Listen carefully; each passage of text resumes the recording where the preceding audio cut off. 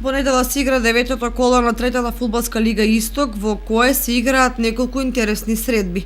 Во Делчево Брегалница ја пречекува второпласираната екипа на Овчепале. Во Лозово фудбалскиот клуб Работник Џумајлија ќе ги одмери силите со последно пласираната Слога. Во Берово се игра дербито на колото, каде ОФК Малеш и ФК Кежовица ќе се борат за трите бода кои значат пробив во самиот врв на табелата.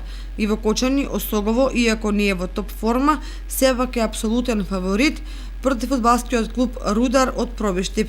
Надпреварите започнуваат во 13 часот и 30 минути.